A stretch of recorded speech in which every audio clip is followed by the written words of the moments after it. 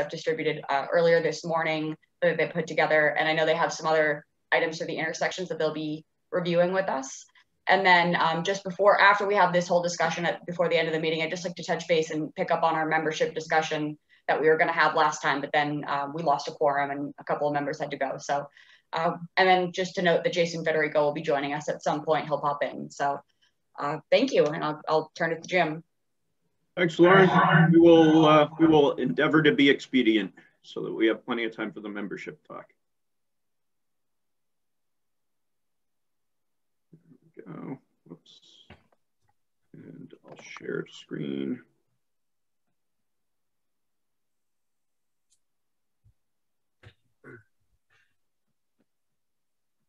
Just if you could confirm that you can see the presentation. We can see your post-attendee Zoom screen. Okay, that's no help. Let's try that again.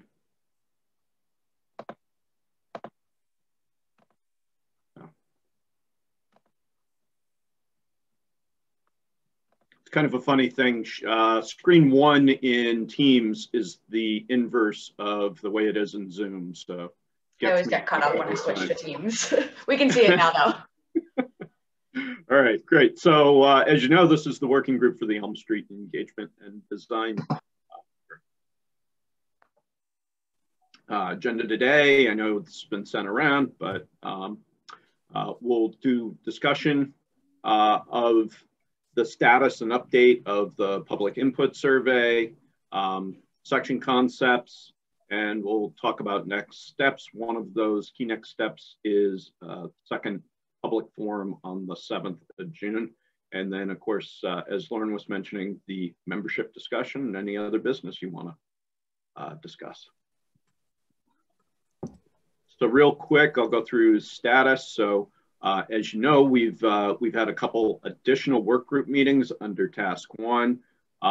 We had our first public meeting back a little while ago. The public survey has been launched, and so far we have 126 responses. I'll talk more about those in a couple of minutes. From our last meeting, we had done the field visits, but we worked in the results and started preparing concepts. We talked with you a little bit about those last time in terms of stick figure layouts, but at this point we have concepts that have actually been put together for each of the 3 sections, if you will, of Elm Street. So the midsection, which is the one that you received, and then the 2 ends. And Jeff Santa Cruz is going to review those in just a moment. Where are we with schedule? So I think, as you guys know, we've been pushing along with concepts and gathering data and things like that. You know, we've also been holding various meetings and trying to get to consensus. You know, I think a key thing today is that we need to develop consensus within this group around, you know, specifics on what concepts we want to go with, which elements of those concepts we want to go with. Again, I'll let Jeff talk about those some more, but in order for us to help you advance to the next stage, you know, we have to get to agreement on those things. Current schedule is to keep this within the July timeframe. You know, there's another public meeting that's coming up in June, and then in July, at the end of the process, we'll have a couple of public meetings. So this still fits within our original projected schedule. I think during the public meeting, or during the last work group meeting, excuse me, we elongated this by a month just to include July, but still fitting it within the construction season of next year. So shouldn't affect the overall outcome of the project. Online survey, as I mentioned, we have 126 responses so far. Last time we talked, we had 80, so we're continuing to get a bunch of good responses. I will say that it really hasn't affected, you know, like the percentages of folks or the ratio of, you know, which responses people are choosing to the various questions. This has remained essentially unchanged from the last time round. So still getting a lot of folks saying that when they visit Elm Street, they come every day. How they travel or where they're traveling to, excuse me, they're either going home or for recreation and exercise or shopping primarily. The interest in, improvement elements for Elm Street still includes primarily wider sidewalks, street trees, landscaping, and then a little bit later on here, or a little bit further down the priority list, I guess I might say, bike lanes, traffic calming, and things like that. This slide shows some of the comments that we've had in addition. This is the same sort of stuff that we saw last time around, so this really hasn't changed either. And with that, I will turn it over to Jeff and let him talk about concepts, unless anybody has questions about status or schedule or anything. All right, thank you very much, Jim. So basically what we heard last time we were talking is that we're all kind of looking at this as there's kind of three distinct areas to this corridor. There's the village area, there's that core, kind of between Brook Street and where Summer Street splits off, and then that harbor area. And what we kind of heard was in the village area was maximize parking, maintain, pedestrian accessibility, because there's not a lot of width there with the buildings, the existing sidewalks, and the parking. In that core area, as we call it, it was narrow the total width, add some landscaping, and improve pedestrian bicycle accommodations. And there was some back and forth on what might be the best ways to accommodate those two last uses. And then in the harbor area, it was maximize parking again, and then maintain that pedestrian accessibility. And with all areas, it was improve safety and slow down traffic. Can I just make a comment? Last time we talked about making Elm Street one way in the village. And there was some discussion about that. Clark, I think you had some opinions about it. The more I thought about it, and I drive a lot with a trailer with my boat on it. If I'm coming from the north into the village on my way to the harbor, it's not going to bother me not to be able to go down Elm Street that way, but to go down to the Catholic Church and take a left and go to Parker Avenue boat ramp that way. And the more I think about it, the more beneficial I think it would be to the community to have that one way in there. That's just my comment. I throw that out for your consideration and edification. Sure, and as we get a little bit more into the individual details, and some concepts that we've developed, we can certainly take a little closer look at that. Okay. So Jim, if you would. So what you probably got earlier today was kind of the thoughts on a core typical section. That would be what we heard was maintain back of sidewalk on the south side. There was a lot of concern with taking any sort of property or affecting those property owners on the south because they had been impacted previously back, I think Clark said it was in the 70s when some right-of-way was taken and whatnot. So we looked to kind of hold that and work our way toward or I shouldn't say south side, technically, I guess. I should say west side and east side. No, I'm sorry, I apologize. No, it is north and south. Thinking of the other project. So what we looked at was an 8-foot parking and providing parking along the south, doing an 11-foot lane adjacent to the parking, actually doing an 11-foot lane with a 12-foot shoulder, a 1-foot shoulder, so it's a total 12-foot lane, about a 10-foot grassed area and a 6-foot sidewalk on that north side. That still fits within the right-of-way. There would be some slight impacts to the frontages along there. Certainly the width of the landscape island could be adjusted a little bit, to try and minimize if there's a fence or a shrub along a particular property that would be difficult to deal with. We can certainly, adjust a little bit. But that's kind of what the thought was for an initial concept. for this area. Certainly, you know, I know one of the things the chief has already indicated is he preferred not to have a parking space opposite the fire department, and that's fine.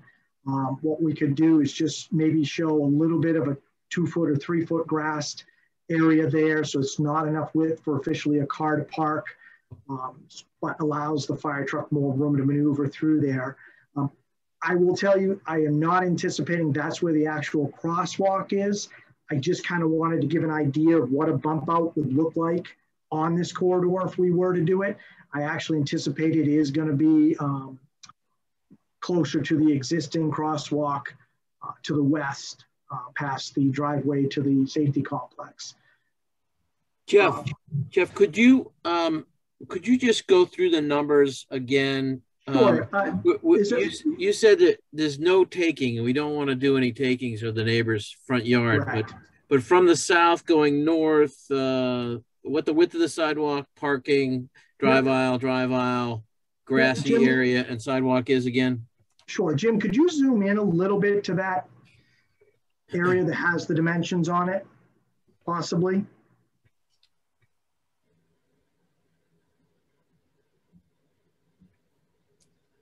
I'm going to try and do that in a different view.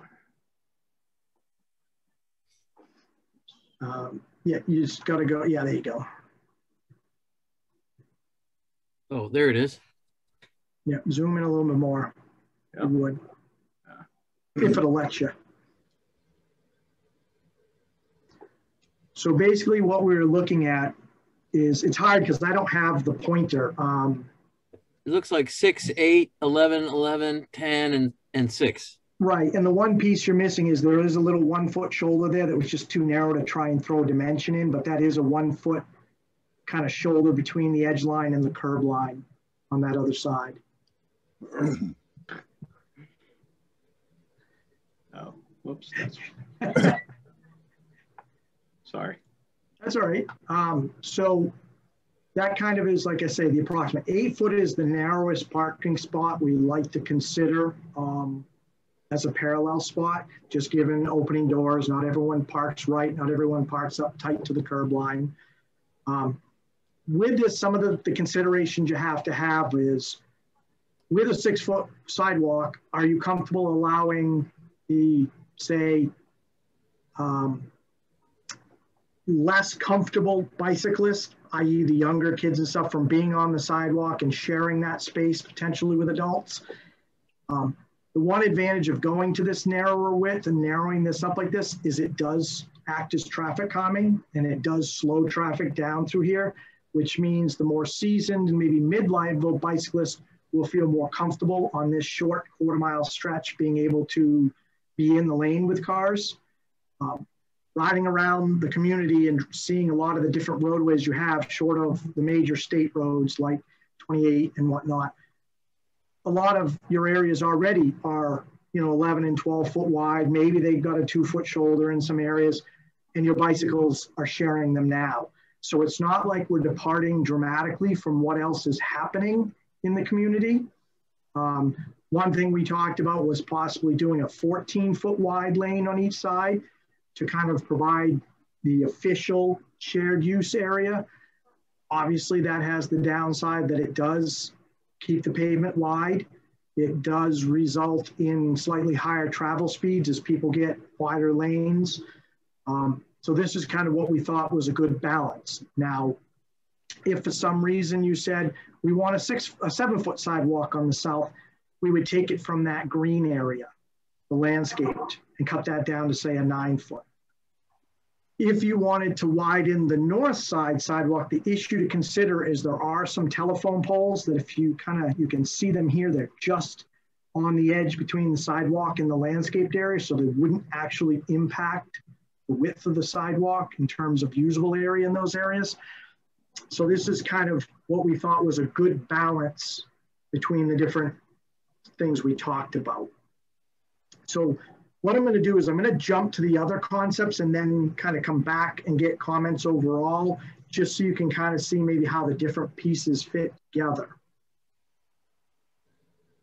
Jim, would this actually be easier if I bring it up on my screen and share it? Either way is fine with me, Jeff. Yeah, if I could, just the reason I'm saying that is then I can use my pointer as I'm talking. Yep. So you have to stop sharing in order. Here we go. All right.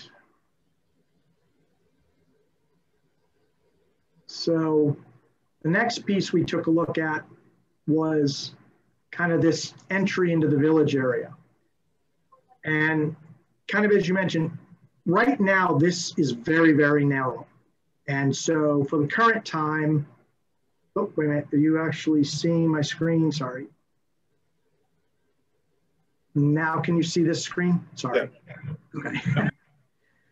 Okay. We pretty much took it as there's not really much you're going to change here short of the potential for a one-way.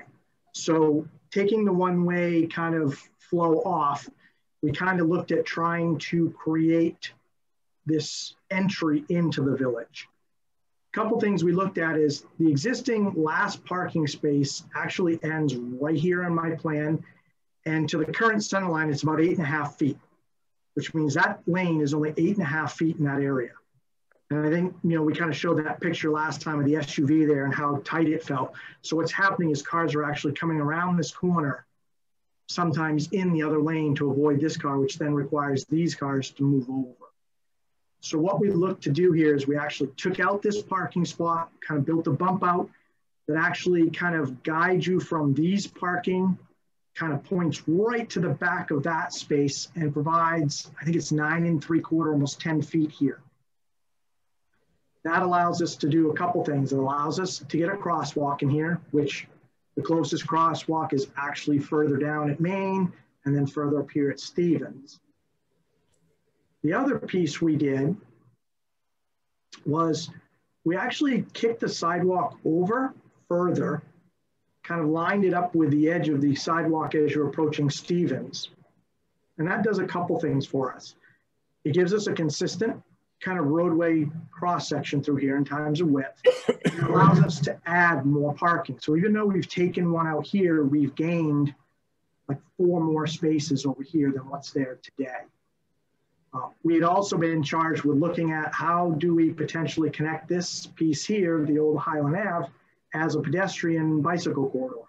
So what we would do there is from this crosswalk up, actually do a 10-foot wide sidewalk so that the bicyclists could either come across and enter the ramp here and continue up. And if they're coming down, they could either come down to Stevens, act like a car and make a left or a right, or they could go across and then walk their bike across the crosswalk if they so choose. These are in this area, we're at the same width. So basically this plan actually ties in to the other green landscape plan you saw. We've actually shifted the sidewalk down a little bit, which allows a crosswalk, excuse me, down a little bit so that we don't have to look at the potential of an apex ramp here where both crosswalks would exit from the same ramp. Makes it a little bit more obvious and again, provides a traffic calming feature. There would be no parking in this area, which there really isn't today, but with the addition of a few extra parking here, these people now have the ability to perhaps have some guest parking or whatnot.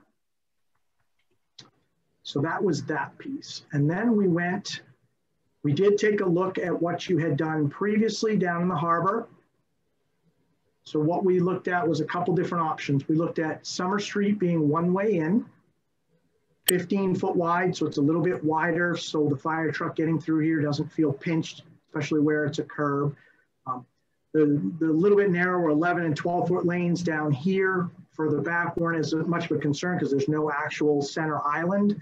So as cars move aside to get out of the way of the fire truck, there is more width to get through there.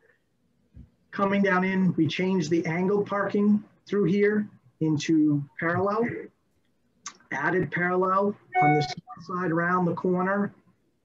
And then what we did here was we actually, instead of having these 2 handicap spaces, ADA spaces around the corner, which really don't meet current standards, we actually kind of did this cut into the sidewalk since we have wider sidewalks here that provide you that 5-foot hatched area that you're required to have adjacent to a parking spot. We've actually used this design in another location on a project Jonathan and I have worked on, so we know it does meet standard. And so we've been able to replace these two ADA spaces as close to A, the crosswalk, and B, the entrance to the VFW here. Approximately before, these parking structures really weren't striped, but in kind of going out there, looking at pictures and whatnot, it seemed to be there was about 8 spaces here with these 3, was 11. If I remember my count, we're at either 22 or 23 now in this area. So we've actually been able to almost double the amount of parking in these areas. Here, we've actually shifted the roadway over slightly to provide a little bit slower corners on both sides, still being able to adopt for larger vehicles. We actually widened the approach width here to up to 16 feet. And that could be adjusted a little bit more if need be, because we do have still a little bit more width here if there was concern. We were just trying to keep slow vehicles down. Yes, I understand that also slows the fire trucks down slightly, but you know, we can work with you to adjust it a little bit more. But we looked at the vehicles and watched the cars up there, and they do go quite fast around the corner. So we were trying to slow them down and get some traffic calming in there. Then what would happen is when you're back on your outbound side, you'd come up to a stop sign and you'd make your left. So very similar to you have a stop sign here today, we would move that traffic coming up and having a stop sign over here. The other option we looked at was everything in this piece here to the east stays the same up until this point. And then we create the 2-lane roadway for Summer Street, continuous through, and Margin Street, instead of going straight, actually now curves and comes into Summer Street to form a T intersection. That, again, we've created, you know, an increase in parallel parking spaces here. This actually increases this park area quite a bit because you've now taken out this extra little connection. It's actually increased your green space here, which allows you to maybe do low plantings or grass or whatever, and actually does not impact the view shed because you still will be able to see right down.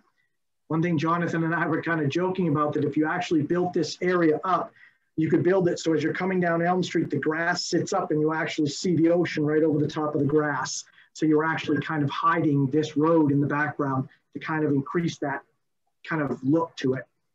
And again, you know, we're creating some sidewalks around the outside edges. One thing that is a benefit here is these sidewalks actually get larger.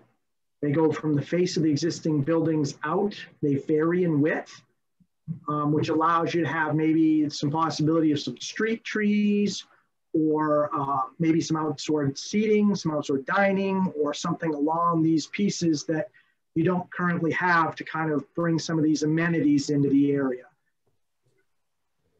That was where we were. We didn't go too far into colorizing all these options. We wanted to kind of talk through them with you, get some thoughts before we move forward to kind of bring this out to the public. So with that, I'll stop talking and look to get some input from the group on what they think. I'll jump in first. The thing that the public's going to jump on us all over is if we don't have the street names right. I don't think that what you've got labeled on the screen right here of Summer Street, that one and the other one is correct. I think Summer Street ends at the Legion intersection, and okay, these have different names. One is Cove Road. Lauren, do you remember what these are exactly? Elm Street and Margin Street. You want to get the start stop of those correct as well. Yeah, I believe Elm goes to here. So, let me jump in. Elm goes as far as Margin Court on that side where your pointer is. And Elm does go as far as the crosswalk at the American Legion Post. That building next to it is actually an Elm Street address. This one, okay. Yeah, and the little short chute in front of the hotel has the name of Cove Road. And it's a whopping total. It's probably the shortest road in Cohasset. So it is what it is. And on the eastern end, Border Street starts right at the War Memorial, right? Yeah, mid-intersection type of thing. The first address on there, and that's what I was just looking at real quick, is actually past the end of what we have delineated as the end of the project. That's pretty much the beginning of the Border Street numbering. And I just looked at Google Earth, and Google Earth labels this area Summer Street. So no bad on you guys. It's just that everything that you do or say, people, you know, they just want to know where they live. They don't want to get confused. Clark, honestly, I should have known better because I was involved in reviewing the hotel developments, which had actual Elm Street addresses. So that's bad on me for not catching it when we were going through drafting it. So, well, back to the important things. I personally like this concept, as long with the stipulation, as long as the view corridor is preserved and we don't get things growing up there, because the amount of effort from the planning board and the harbor committee that's gone into creating that view corridor, that is really the jewel of this whole thing. The rest of it, I really like that concept. I think there's no need for Cove, as long as the emergency vehicles, and I can see the top of the chief's head, and it's not getting too red, so he must be okay with it. Oh, there I see the rest of him too. Oh, okay. You must have your UFOs on, Chief, so you're very comfortable.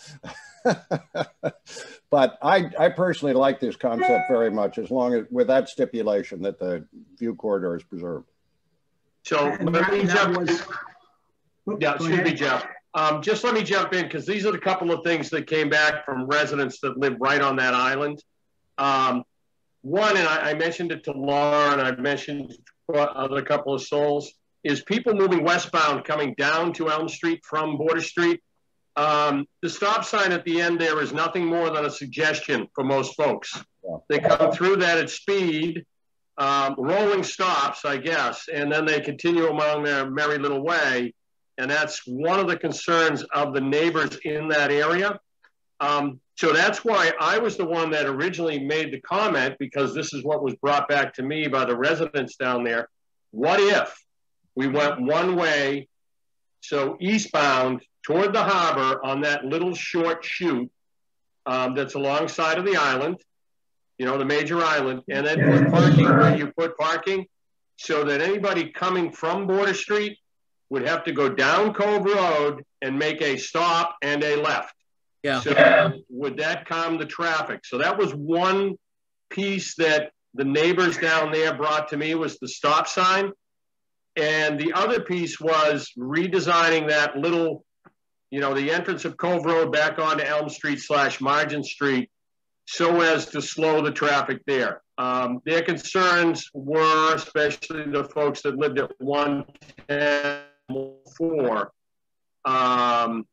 that people come over the rise on Margin Street at speed and cut across that corner. They don't even go to the yellow line to get there. So, and that includes knuckleheads like me on bicycles. Not only cars, but the bicycle traffic. So as far as that area there, I'm a fan of that one-way shot that was proposed by the neighbors down there. It doesn't impede fire trucks or police cars outbound from public safety. And that little bump out that you're suggesting, Jeff, if we have to slow down a little bit to make a corner, these are fire trucks, not race cars. I try to convince my guys of that on a regular basis. So it's not a bad thing. So, you know, whatever we have to do, if we lose a matter of seconds to get around that corner and it's safe, well, that's the price of safety, and we're okay with that. Okay. I'm kind of a fan of this one, you know, this thought process, whatever it might take. The only comment I will make, again, and this goes back to, my final comment, I guess, is what I'll go. What Tim just said, people trying to come from Atlantic Ave and make the left onto Cove Road to bring their boats to the harbor, you want to be careful about infringing on that little, I see that bump out there right in front of the hotel. Yeah. I think you just need to have enough wit to keep that in, that as a possible. Not that, somebody hauling a big boat is not going to have a problem, but the rest of the folks that try to come and go on a daily or a weekly basis because they don't have moorings in the harbor, it might be a little bit difficult for them to make that corner in. As Tim said, to come through the center of town and have to go all the way to St. Anthony's is one thing, but to try and get to the harbor and not be able to make that left from Atlantic Ave, I'm not exactly sure what the route would be, how you would get there. Because you can't make a left on Brook Street. You can't make a lot of other turns. So just something to think about on that one too. That's what I had. Sorry about that. No. One thing I would say, Chief, just as a point, one thing we find when you do one-way shoots like this, these speeds actually will start to increase now because they know there's nobody else coming and they got this whole kind of road. So sometimes we suggest not doing these slip ramps, but having the two-way traffic similar to this option, just because that visual of another car coming toward you a lot of times can have a traffic calming effect. And then certainly the issue about people coming up and over the rise on margin, now they would be the ones coming up to a stop. So just kind of where my head was, I'm not saying I disagree with this other option. It's just that while it's going to slow traffic westbound, it may actually speed up eastbound if it's a one-way. So it's just something we should all kind of think about and maybe talk about as part of the solution.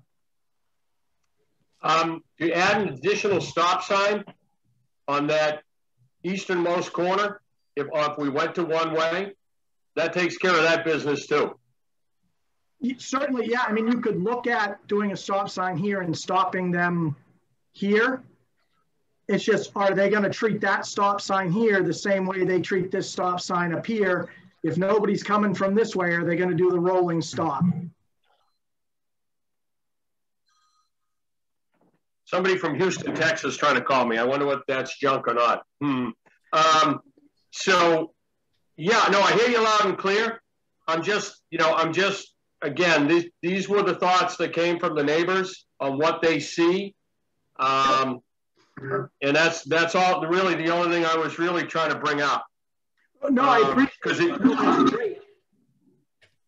the wider, having a wider sidewalk down in that neighborhood, that kind of speaks to my other comment about the midsection, and I'll get to that in a minute, but I wanted everybody to have a chance to speak about that, and then we can talk about the midsection. I got one other comment about that. The only thing with this option, I will let you know, is technically right now there's a telephone pole right here we'd have to take into consideration. So either we look to get it relocated, or perhaps we tighten this curve up a little bit, take some out of this sidewalk, and maybe shift this just slightly to avoid that pole, or at least put it on the corner if we don't want to engage in that as part of this project. So that's just something so everyone's aware that this does have that issue of a telephone pole to be addressed. Anybody else, any comments on this piece? Yeah, I'll make a couple comments. I like the thinking around this part of the project, but I'm on board with Bob's concept of a one-way, the shoot and maintaining a little bit of cove. And I think that the radius on the north side of that intersection, the one between Cove, Elm, and Margin, if you matched what you have on the other side of that intersection and put a crosswalk set back, that would probably be okay. I'd like to see, perhaps a crosswalk on the north western side of the triangle. And the big issue for me is, yeah, Clark, we didn't detail all the crosswalks on this plan, but yeah, definitely we would put one here. The thought was, do you do one here because it's kind of the direct route through, right, or possibly here? We can certainly work with you where you want them. Yeah, I think, you know, adding them in a bunch of places makes sense, but I still think in terms of the overall section through the road, I don't like the 10-foot grassy area on the north side. I don't have a problem with widening the sidewalk to 6 feet, but I really think that the proposed sidewalk on the south side should be 10, 11 feet and be a shared use area. And maybe have 2 or 3 feet of grass between that and the parking, just so that it makes it that much more pedestrian friendly and safer and multi-use. I don't see any benefit of having the proposed grassy area as extensive as it is at 10 feet on the north side. And I really think the shared use path needs to be 10 or 11 feet plus grass and then parking. So if we did that, we'd be You guys adding, following me? we'd be doing 5 feet more here to get you out to, or 4 feet more to get you out to 10, Yes. plus another 2 feet. That would mean this island would go down below 5 feet, which means we wouldn't be able to have street trees that would survive long term. I mean, you don't have them now. And Oh, but you do have, yeah. I just think that the grassy area, I think that the real benefit is a comfortable, generous sidewalk and a shared use sidewalk that kids could use on their bikes. And I think that even though there's more driveways along the south side, I just think that it wants to be along the south side. And now that would also mean there'd be some changes on the on either end, but I think those could be accommodated on the west end. On the east end, I just think that the triangular island has to, that the edge of that has to shift to the north by the 6, 8, whatever feet. This would get adjusted to match whatever we've done down here if it's the straight piece. So if we pull this in because we're doing an 11-foot lane here, we would match that here and put the sidewalk here. Yeah, you just adjust it up. Exactly. What you've done in front of the Legion to the War Memorial by narrowing that unbelievable sea of pavement, I think is great. But I'm just been convinced since the beginning of this, thinking about this project, that the real comfortable, generous, multi-use walkway wants to be along the south side, and I'm not comfortable with trying to sell the change to the Elm Margin Street from being a straight road. I just think the concept of a one-way that's shifted to the north a little bit, and the Cove Road with a stop sign to go further to the west. I think that's the right concept. Obviously tweaking radiuses and where the sidewalks go, crosswalks go, that's open for discussion. I'm entirely convinced that the biggest thing that we can do here is have at least a 10-foot wide shared use along the southern edge of Elm Street. Would you consider if we did like an 8-foot with a 2-foot grass, and that allows you to get a 5-foot grass strip that might be able to have street trees on the other side, just because you've got street trees on the south side, those big existing trees? Well, that north side. I suppose, if we're fighting over inches, 2 people can walk on a 5-foot wide sidewalk. Maybe you adjust the sidewalk width on the north side to 5 instead of 6, and allow street trees on one side or the other, not necessarily both. Right. Yeah, we'd be talking just on the one side. Yeah. The reason I say 8 is that is what is kind of the minimum Mass DOT shared use path standard is 8 feet. And then if we certainly did a 2-foot grass, people can walk up near the edge of the 8-foot and still not, like you said, feel like they're falling off the curb or whacking a car on that side. Yeah, 8 feet is certainly an improvement over the 6. I think my preference would be like 10. I think shared use has to be 10 or 11. So you can go as low as 8. They will allow an 8. That's like the absolute minimum. right. But you know, if we're dealing with minimums, I still think perhaps instead of a parking spot, you could use your crosswalk example next to the firehouse exit to make those areas instead of a parking spot, those areas where you could put street trees and to give yourself a little bit more room. I'm just convinced the biggest bang for the buck, the most benefit to the most people is a shared use walkway that's 10, 11 feet wide, plus 2 feet of grass at least to where cars are, just so that there's enough room for the people to do their thing without being hindered or affected or feel intimidated by the fact that there's cars right next to them. So just so I understand this, people are going to open their car door and step out onto a 2-foot strip of grass. Well, I mean, yeah, I'm not sure that's, I mean, I understand what you're saying about getting a buffer, but I mean, that grass is just going to wear away and look like junk over time. Maybe, but those parking spots along Elm Street, they get used intermittently, but it's not like it's full time. I mean, maybe on the western end near town and on the eastern end near the harbor, they're going to get used more. And in terms of the detail, I completely understand what you're saying about people stepping out onto grass, stepping in dog poop. Probably not the best.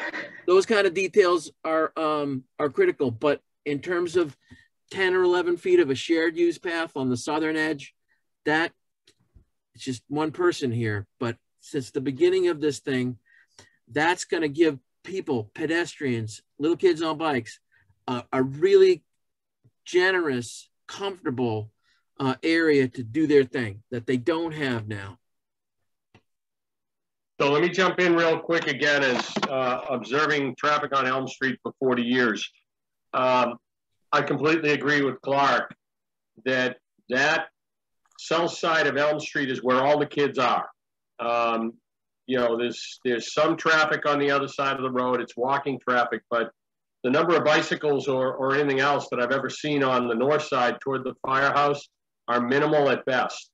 The other side is the kids, especially obviously from Memorial Day through Labor Day, heading for sailing lessons coming down Elm Street. So having a wider shared use path on that south side makes absolute sense to me, just as an observation of what I've seen over the years.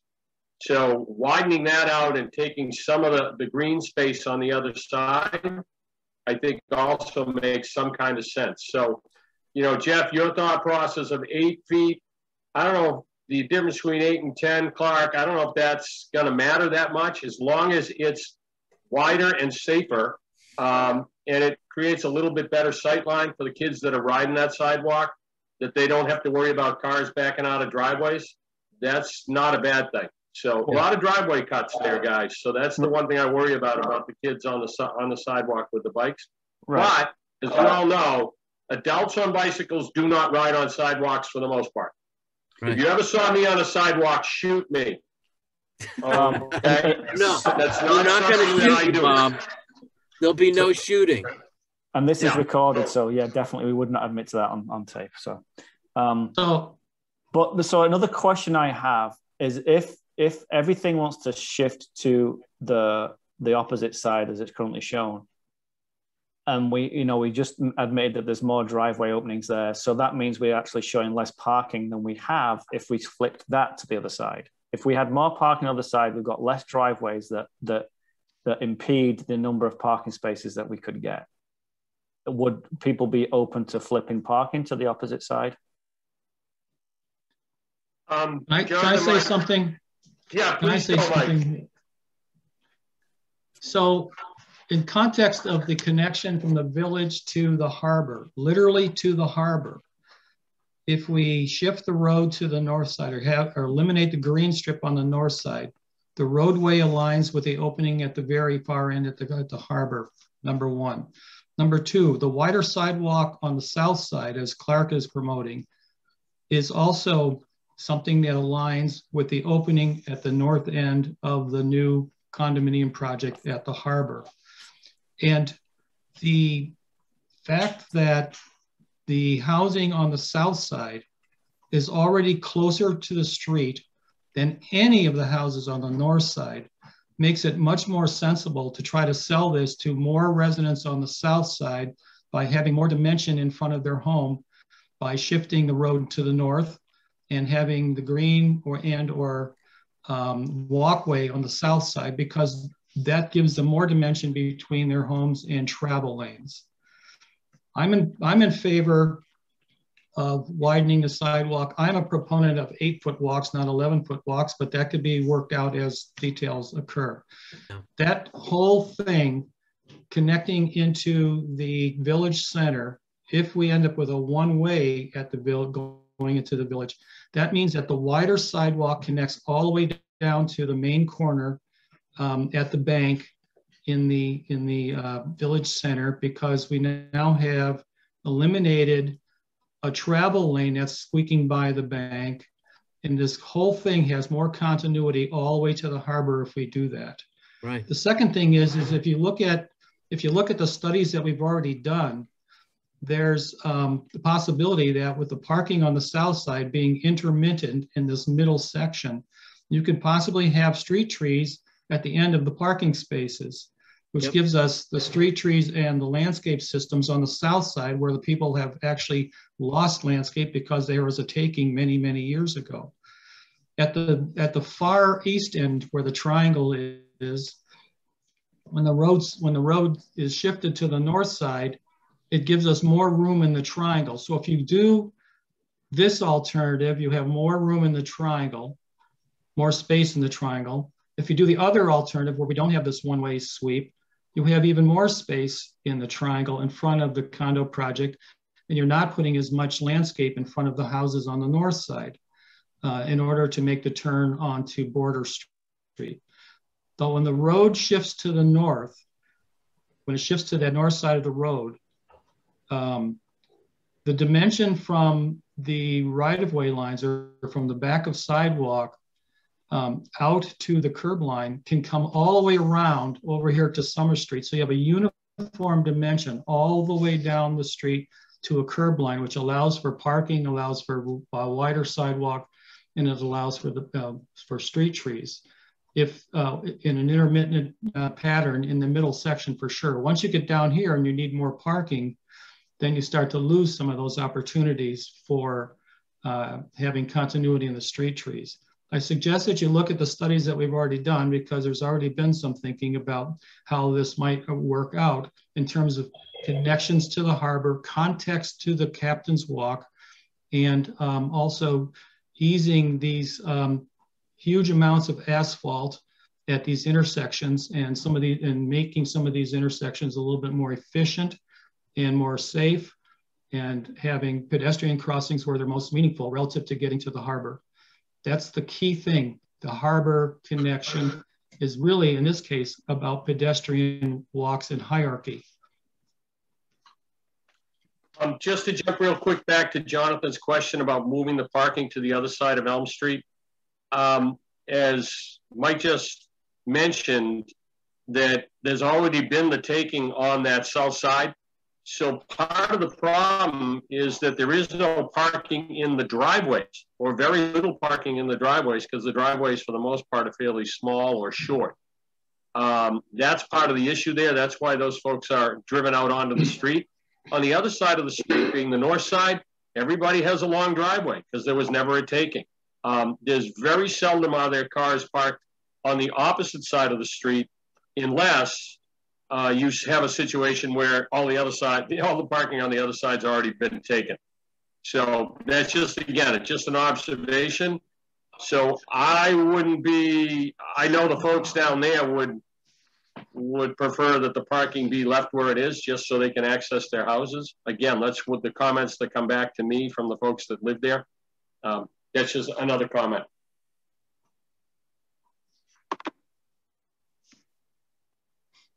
Thank you, guys. That's great. Appreciate it. And yeah, I can see, definitely, you know, we pretty much tie in with the center line here. We're a little off, but like you said, if we shift to the north, then this lane here lines up and sees down into the harbor, Mike, like you were mentioning. I can see that. The idea of one way down here, I guess my question is, you're talking one way out so that inbound traffic has to come in through Brook Street and around? I think so. I think that's the right way to do it. What do you think, Tim? Yeah, that was my suggestion earlier. I think Mike, that's. what do you think? Well, I thought this was a really interesting notion that Chief Sylvia brought up, that this historically that was discussed, but obviously it didn't happen. But it might be reasonable to revisit it. And obviously, if it's one way, it should be one way out. In other words, westbound. Right. And that it actually gives us a few more parking spaces to the west on the north side of the road. And it gives us a wider sidewalk all the way from the corner of South Main Street all the way here to Brook Street. Yep. And we can still maintain those 3 or 4 spaces in front of the bank building there on the south side at the same time. So it really does help a lot, I think, as long as Chief Sylvia and others with boats and what have you, if they want to come down Brook Street and make the right-hand turn, as long as that is satisfactory to the consensus, I'm good with that idea.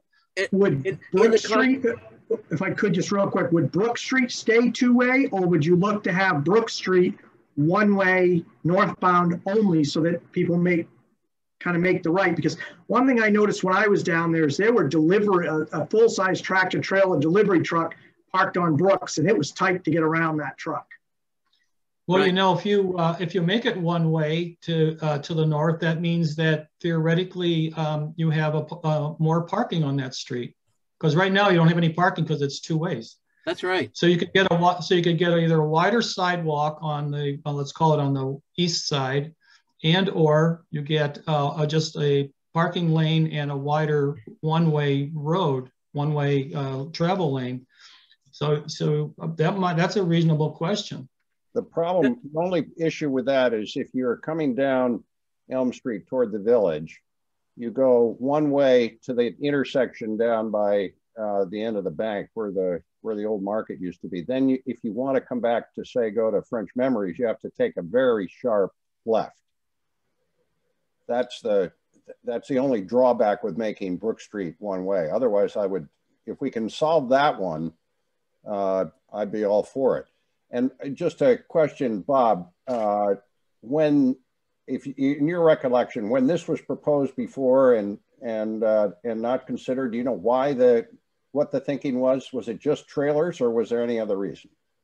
So part of it was the village merchants, and that's something that we all would have to have a chat with them, Chamber of Commerce, because the comment that was made was, well, when I come down through the village, heading west, and I don't see a parking space in front of French Memories, the old convenience store, the bank, whatever, I make the right onto Elm Street, go around the block, and come back down through again.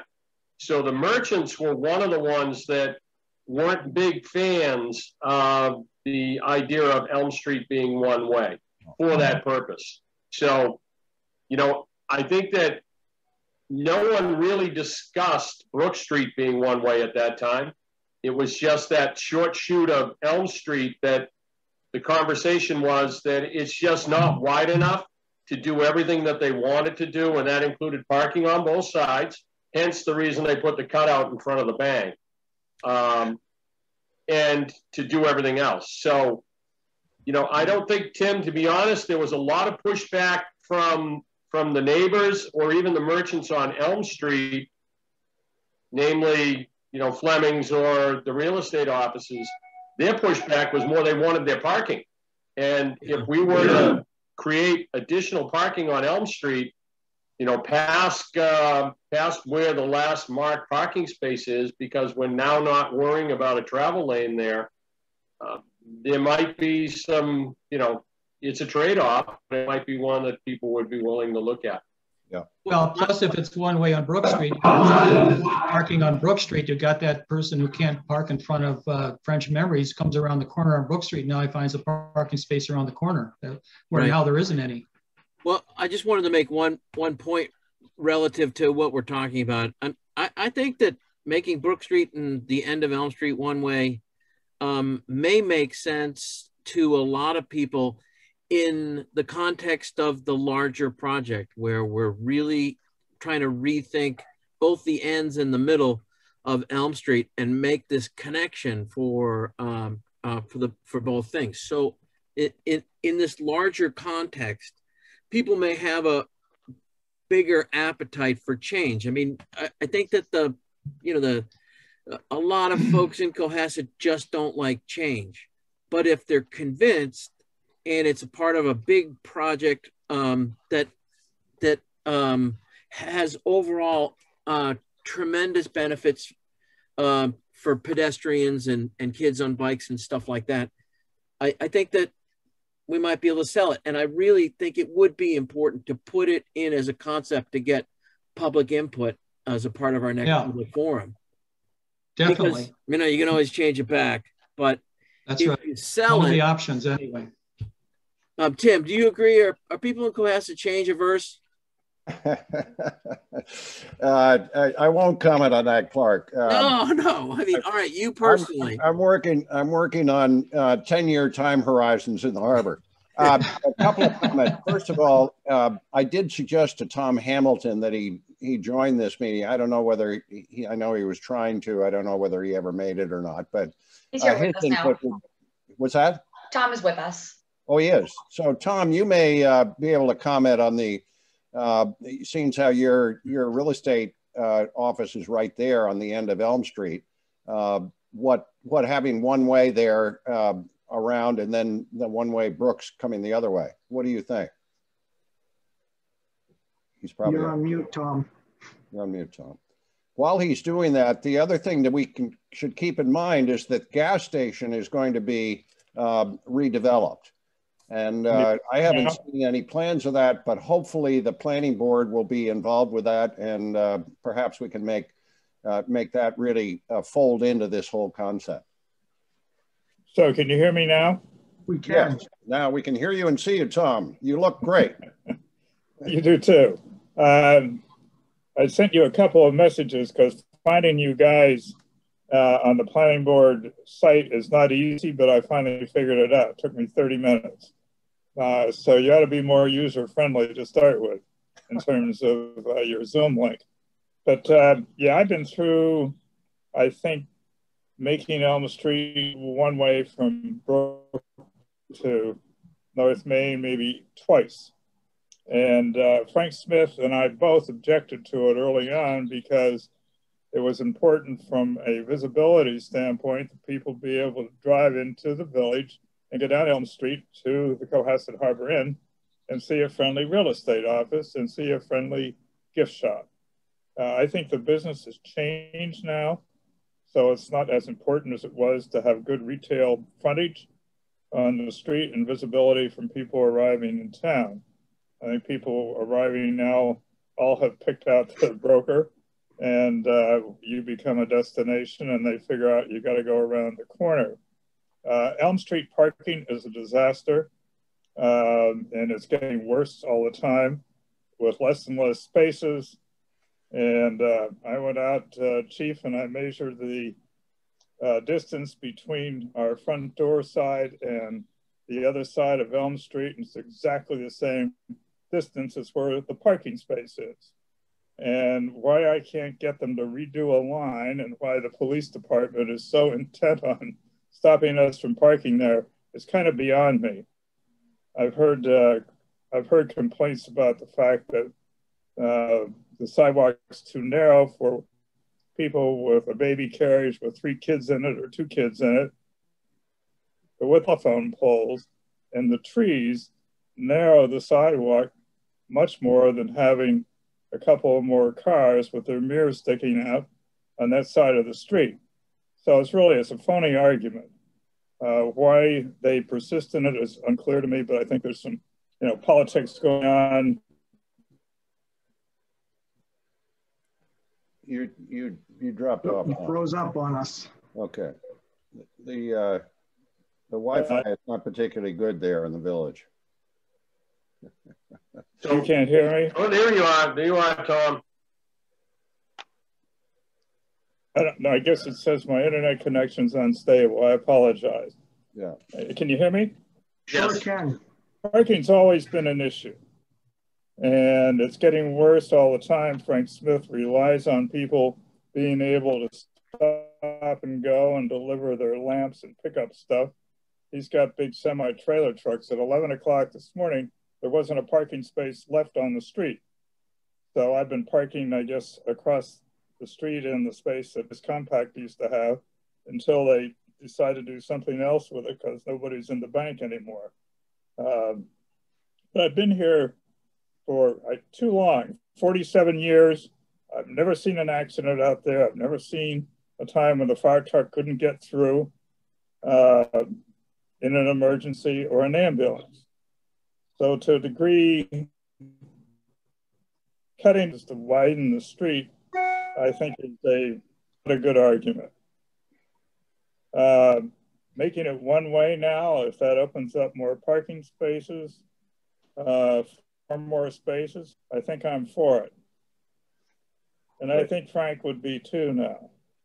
So Tom, do you think do you think if we had the extra parking along your side of the street and we had, let's call it a wider one-way lane westbound towards North Main Street, and a let's say an 8-foot sidewalk on the other side, do you think that we could have a tractor trailer park there and still have room for a car to get around? Would that work okay? You know, I'm not sure. When Frank Smith has his trailer truck, hardly room for one car to go by because the guys just don't, pay a lot of attention. And it's a real crazy show to get this trailer truck unloaded and get the stuff out of there and get the truck off the street. So, Cohasset's a little cow town. This is all dirt roads and carriages. So just a few years, accommodate a lot more traffic, a lot more people, and a lot street might be fine. Although I'm looking at Larry, just walked into my office. I don't know whether he feels good about that or not, because people will have trouble parking in front of his bank. Mm-hmm. So he's saying, and he's got parking issues. So if I could jump in real quick, I think what Tom's saying is obviously parking is at a premium. Oh. And when you start talking about one-way roads, everybody, when Jason Federico, who just jumped on the line, and I first proposed one-way roads on Jason and Long Road, which are on either side of the common, on the pond side of the common, and making one way in and one way out and putting parking on both sides of the road, everybody thought that we had both lost our minds. Now that there's parking all over around the common, it didn't affect anybody's real life. And the change monster just kind of went away. And you're the hero. There was a lot of support, an awful lot of support. So I think the same thought process here is, what is the sale? The sale is if we can do something with Brook and we can do something with Elm and we can create additional parking so that the merchants have spots for people to use, whether it be Elm Street or Brook Street. I think the win-win there is a fairly easy thing to sell. I'm with Mike on that idea that how do we sell this? And I think we sell Elm Street as a continuation of what we did on North Main Street to try and create additional parking and slow traffic at the same time. It's all part of the concept of what began with the redesign of that end of the common. So I'm a huge fan of anything we can do to slow traffic and create parking and still give emergency access to us. If that means I have to drive a little bit farther with emergency vehicles to get back to the station, it doesn't break our hearts. We'll figure out a way around it. So it's a good thing. So I'm a big fan of that. And I think, to give the merchants relief, I think that's a great idea too. Okay. Hey, The only just one more difference point. with Elm Street and the Common is that you have merchants here and a bank here, and there's none of that up around the Common, and I think it works great around the Common. I got one more point that we haven't talked about, and that's the Highland Ave area. As a design problem, I wouldn't spend much time on it other than indicate that, you know, some trees and bushes needs to be cleaned up so that it's an alternate for pedestrians and bicyclists. In general, I don't think it's going to take 50% of the pedestrian or bicycle traffic, maybe 10%, but just having it open and cleaned up, I think, is enough of a design attention, and really spending your design attention on the other areas is gonna, I think, get more bang for the buck out of for your attentions. As far as the, excuse me, Jeff, as far as the parking goes on Elm Street and Brook Street, on one of the concepts, can you do something that just shows us exactly how many additional spaces we could get there and still have proper travel lanes if we went to one lane on Elm Street? Yeah, Chief, we're tasked with doing two concepts, basically end to end. So from what I'm kind of hearing from everyone, and I'm going to run through this, and if I'm wrong anywhere, somebody feel free to beat me.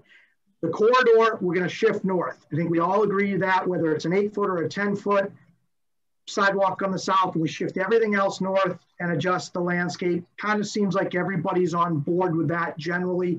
We'll do that through the core.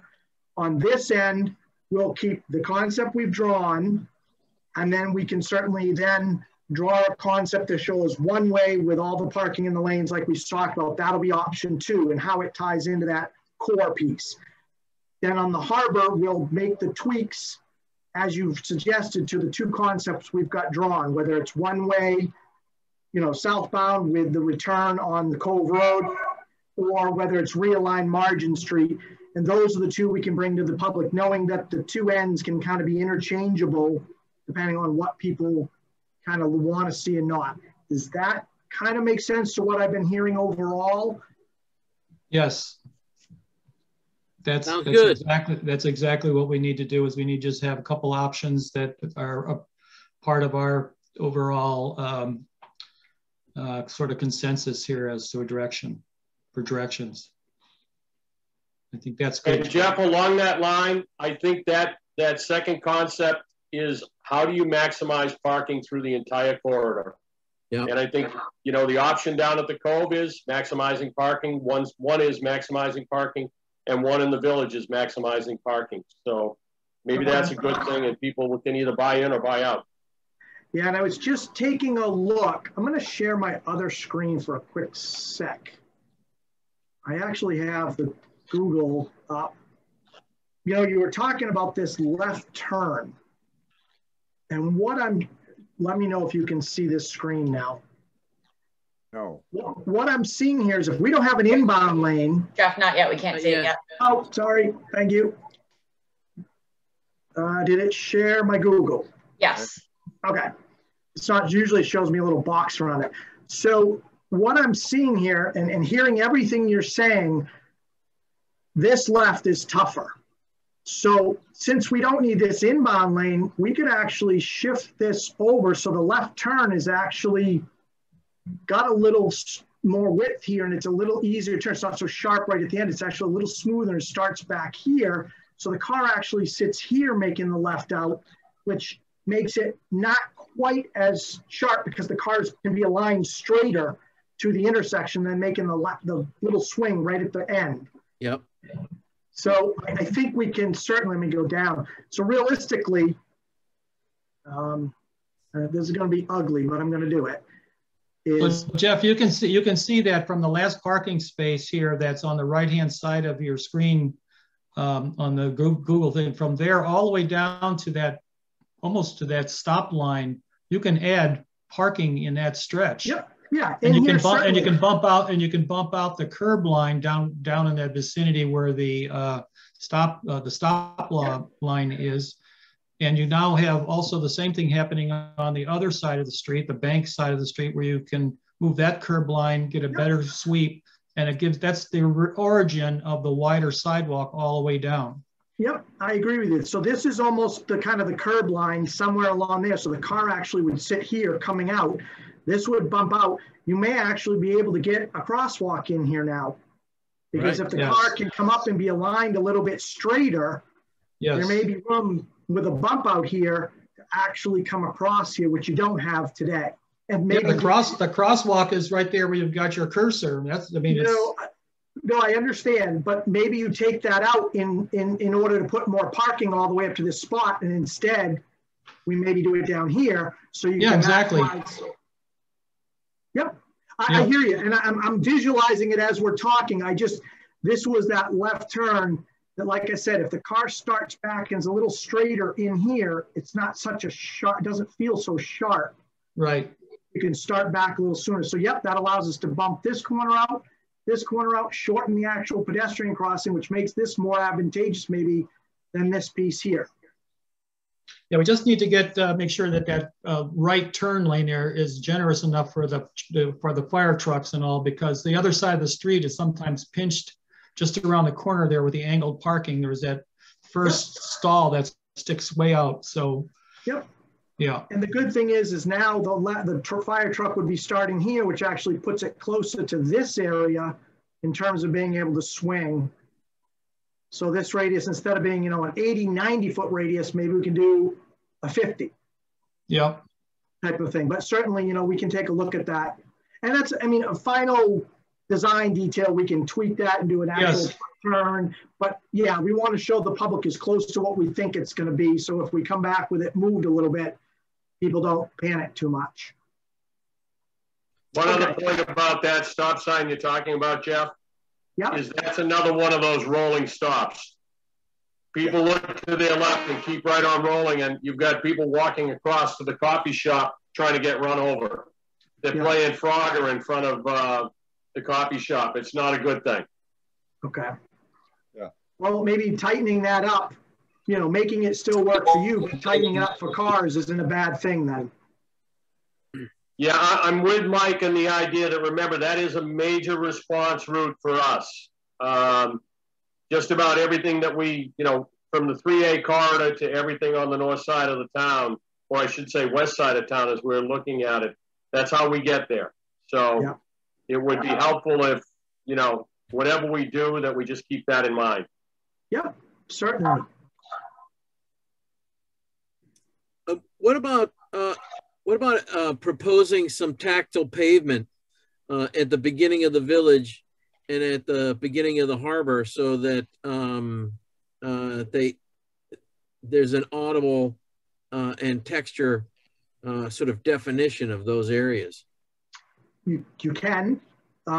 Just, I would caution that if you're talking like something on kind of, it feels like a rumble strip, whether it's cobbles or brick or something, the noise with residents, that's going to be their first concern. What about the pressed asphalt? If you're going to do anything, the only problem with the asphalt, especially if this is a major route for the fire truck, doing some sort of pattern in asphalt after the first summer when it's 85, 90 degrees out there, it's flat. So if you were to do something, maybe you consider, if you did the crosswalk, is maybe you actually put either a concrete with a pattern to it or something a little more rugged, so that the asphalt, the imprinted asphalt, it goes away. Right. It just doesn't stay there with the heat. There are a couple materials. There's a plastic, thermoplastic material. They roll a grid in, they pour the plastic in all the grids. That's right. That holds up a little better than just, you know, a pattern laid into the brick, because the plastic sort of holds the shape in between. Yeah. But obviously there's a cost differential at some point. Right. Concrete's a good idea. You know, it's, if you're talking about street furniture and some of those other sort of details, it wouldn't be bad to get the public's sort of reaction to that kind of stuff. Yeah. Now, something, you know, Clark, you just say, as you kind of dragged us down into this area, and I don't mean that in a bad way, Yeah, you know, the where Highland Jonathan Ave. was, well, no, where Jonathan was concerned with that 2-foot grass panel. Something I just was thinking is, you have all this beautiful brick here. What if we considered, instead of grass, doing a 2-foot brick accent all the way down between the parking lane and that 10-foot walk, to kind of draw that brick all the way down, and then maybe we continue it all the way down into this area, so you're tying the village to the harbor with kind of that brick motif. Sounds good. And then the dogs poop on the other side of the street, right? That's the idea. That's the idea, is to have unit paving part of that whole system, whether or not it's a 2-foot brick or it's 8-foot or 10-foot brick, with two different colors in it. I think that's the idea. Okay. It just made me think about when we kind of came down to that area, and I was reminded again how much brick that you have and how pretty it is down in this area, you know, and you know, we keep saying that the thought is to tie this end to this end. That maybe helps to, like you said, whether it's the sidewalk is completely brick the whole way, or it's concrete with, you know, maybe a color of concrete, just so it's not, you know, pure gray or something, and then a 2-foot accent all the way down. Or Jonathan will probably tell me it's better to be 16 inches or something because of a brick size or something, but just a thought. I would encourage us to use unit papers and not concrete as our starting point, and see if we can buy that, afford it. Okay. All right, so I think— We try to do brick all the way from—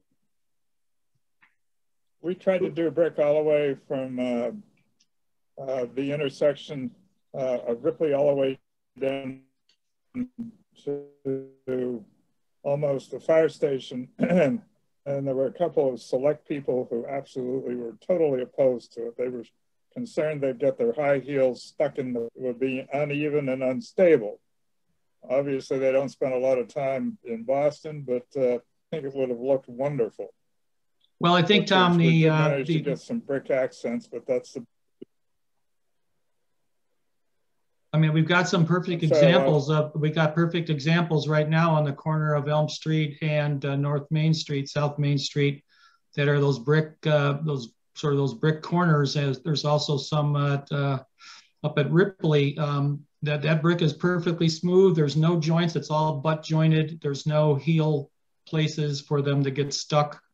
They're on a very good base of some sort. So, and there's different select board people now. So let's give it a shot. I think it'll look wonderful. Thank you. The other thing that would look wonderful, if you talked about getting rid of the wires and the poles. I mean, that's yeah. No, open up your wallet, Tom. Open up your wallet. That was a very quick discussion, Tom.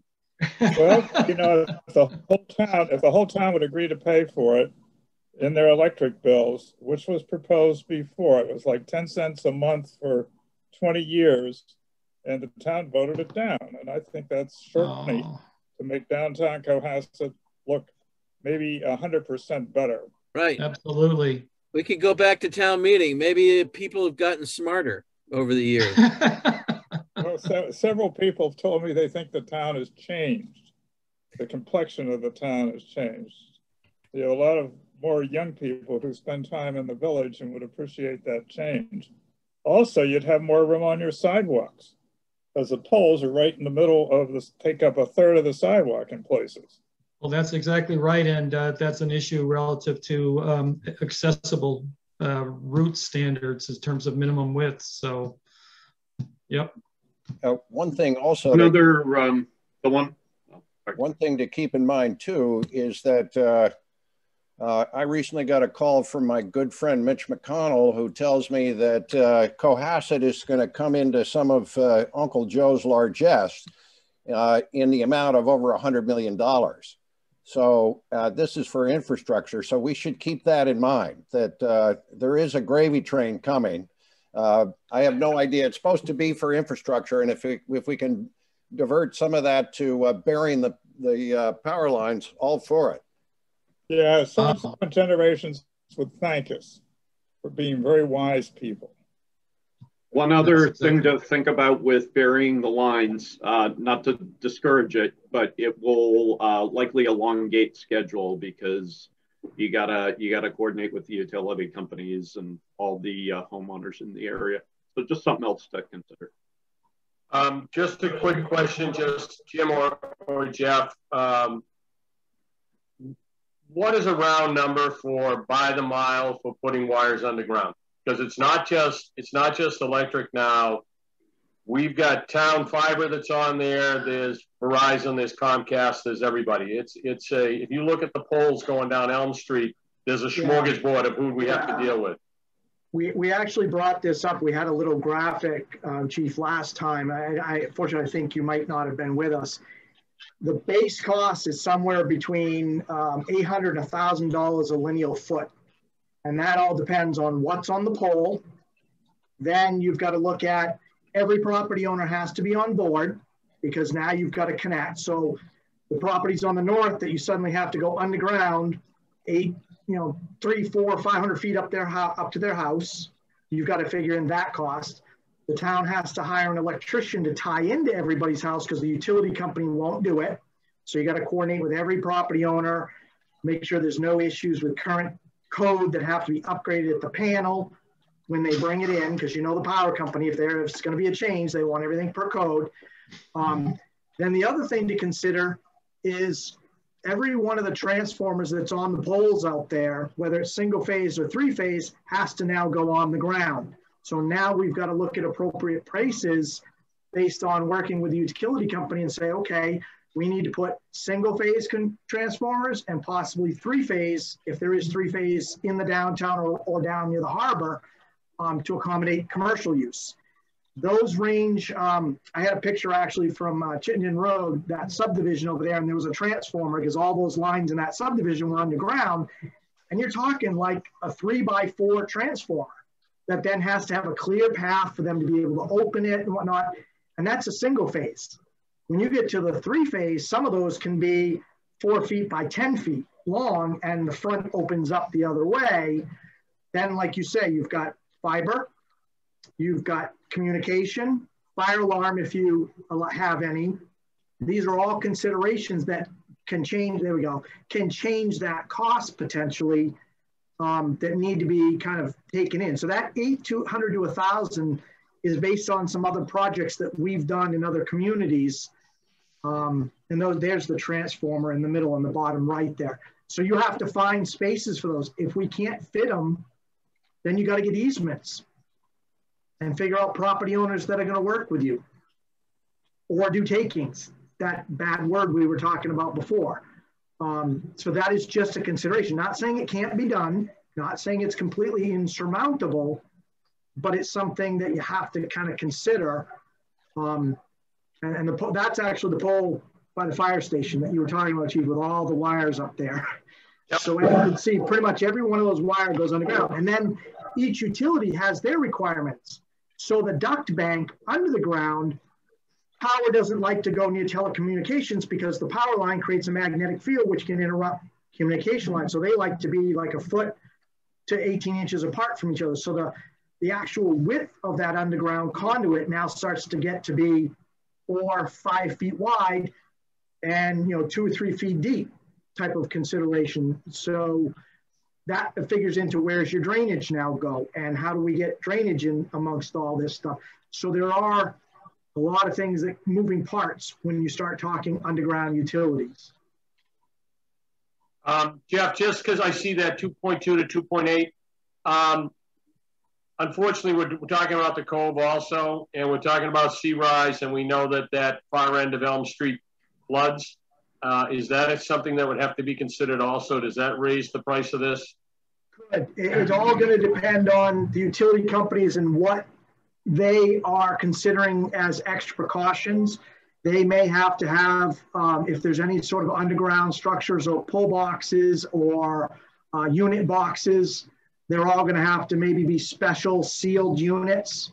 They may want everything encased in concrete so that there's less chance of water infiltrating into any of the joints of the actual underground conduit. And that would raise these prices up. These are without even talking to the utility company about all the resiliency type things that may come into effect. This is just kind of a straight rough cost to give you kind of the lower end of what you're talking money-wise. It also doesn't include cost to individual homeowners to upgrade electric or any of that stuff, right?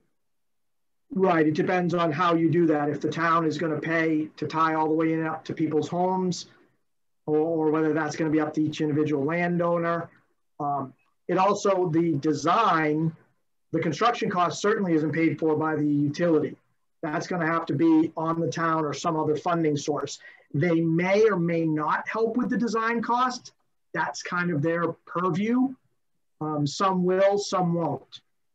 So you have to kind of figure in that design cost. I mean, we certainly, or whoever can work with them in terms of laying out the conduit, but they need to kind of design how many conduits they need, what size to fit the line they need, you know, those sort of aspects still have to be considered for undergrounding.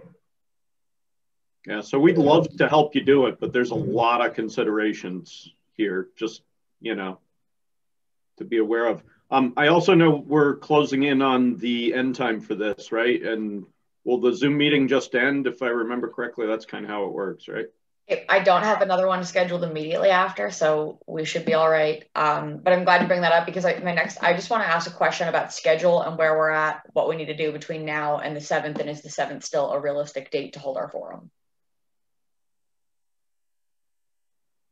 How many days is that from now? That is, open my calendar. It's about a week and a half. Yep, and Monday's a holiday. Yeah. I mean, I think it's up to these guys. If it slips, I'm okay with that, provided that we have the best thing for the public. So what do we want? What would you guys like us to present to the public? Do you want us to update the concepts the way Jeff was suggesting earlier before we go to the public? Yep. Yeah, and then does this group want to have time to review that and look at it before we go to a public forum? Do you want to look at it one more time? Well, I mean, it's possible that they could email it out prior to the meeting, and if we had any comment tweaks a couple of days before the public forum, we could send them all out. So on the idea of the concepts, do you want us to just show line work so you can see what's under the line work similar to the 2 harbor plans? Or do you want something that's got the greens and the grays?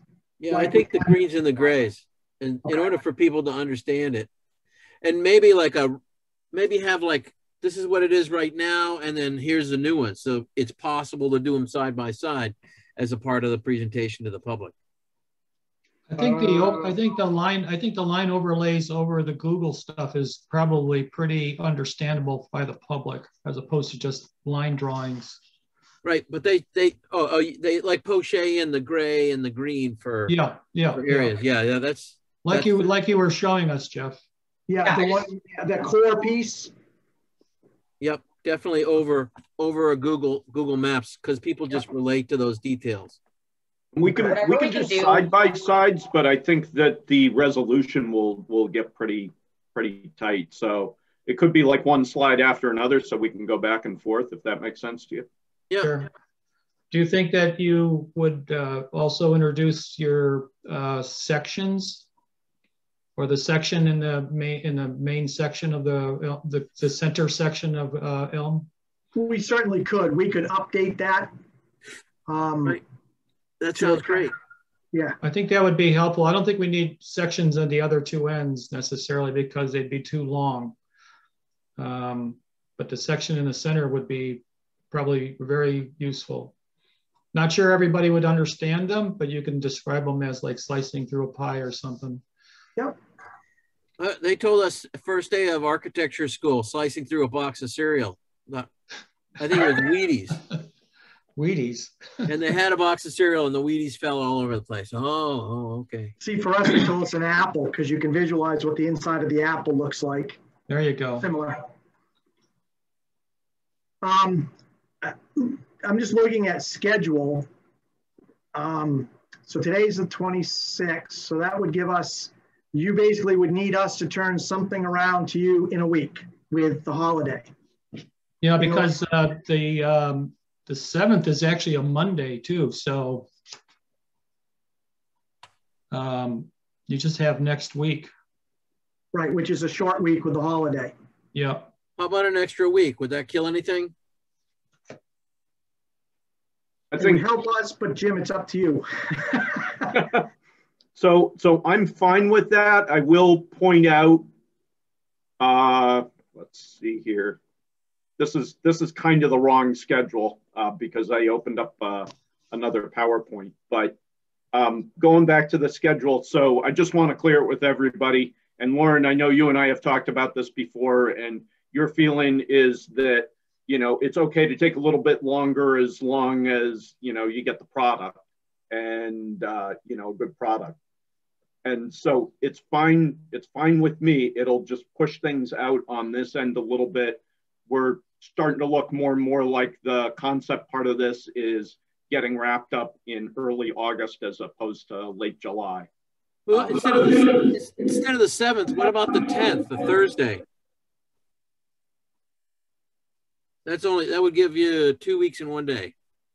I'm not here that day, so I'm going to have Jason be the leader of that then.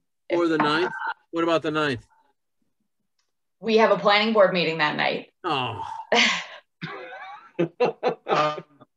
The 10th is also tough for me. I have 3 things already booked for the afternoon of the 10th, including bargaining with the union. Yeah, I'll be going to Charleston that day. So whenever you think, whenever's best. I mean, I'm totally fine with the idea of pushing it out a week the way it was originally suggested. I just, you know, the 14th. Yeah, I just want to make sure that when we're doing that we're not pinching ourselves so hard on the other side of this that it's going to cause problems for you guys as a town. I don't know if it really helps to add a day if we did June 8th. I don't even know if the select board's meeting on the 8th. Well, the only thing Jim, I think because of sort of the progress we made today, you guys are already ahead relative to your objective of your end product being a concept plan. I mean, you're going to be doing after this next forum, you're going to be tweaking stuff from here to the end. So you might not even have to go into early August. I'm just throwing that out. That basically you're already ahead of the game, I think, here based on today's meeting. So well, that's a good thing. I'm just saying that's a good thing. That's so assuming we get consensus from the public. Yeah. Yeah. Well, yeah. But we're not going to be going backwards substantially. Yeah. So I just say, Mike, I appreciate the vote of confidence. And again, I don't have a problem pushing it out a week. It's fine with me. But after we do the concepts, then we want to do renderings, and then we pull together, you know, sort of a brief report that goes along with this. Yeah, understood. Yeah, and so it's, you know, we're roughly ending up about a month further out than we originally planned on. Okay. I don't think it's the end of the world, but okay. When I make changes in schedules like that with a client, I like to make sure the client's okay with it, you know? Yeah, good.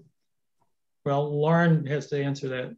Yeah, I mean, my opinion has been all along is that this is a really important community project. I would rather, you know, how long has Elm Street been the way it is? I think one more month to get it right and make sure that the community is happy and pleased with the process. I am willing to be flexible on that. So if we want to plan then for the week of the 14th instead of the 7th, then I'll make the arrangements to do that.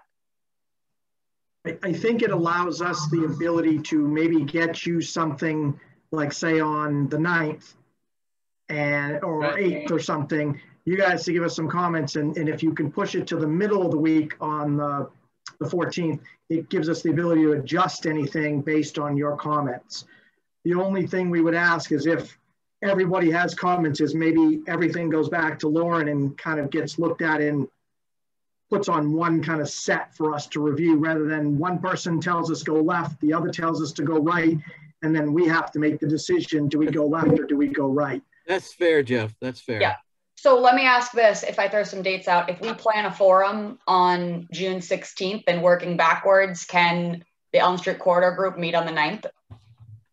So that we can sort of collect our thoughts and give the final feedback back to Weston and Sampson so we are prepared for the 16th. All right with me. Good with me. Okay. All right. So then for Jeff, Jim, and Jonathan, does having it to us by June 8th work?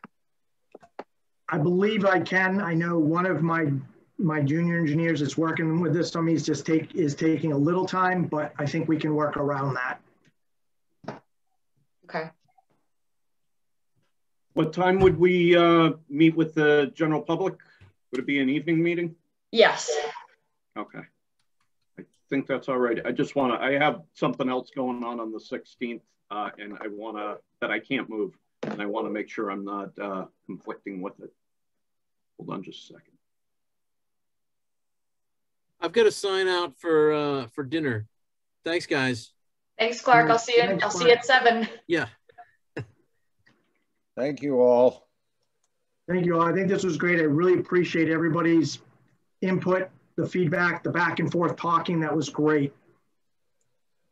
You're welcome. This is Thank a really you. productive meeting. Thank you very much, all of you. I'll help Tom with the navigation of the the agenda and the website. Tom, moving forward, anytime you're looking for a public meeting, if you go to the plain class@ma.org page, scroll all the way to the bottom, the public meeting calendar and all of the meetings that take place are listed under there. So you don't have to navigate to the individual committee pages. I think he's left. No, he's still here. Oh, He's still here. He's just on mute. Yep. Okay, great. And we can always count on your friend Tim to send you an agenda as well. You bet. All right. So everyone, are we set? I'm sure I'll connect with Jim. Other than that, is this a good plan? Yep. I think we're good. All right. Well, thank you all so much. It's a really productive meeting. I'll be in touch soon about our next meetings, and I hope everyone has a nice rest of your afternoon. And Lauren, I just want to say, as long as it's after 6 or after, it works for me.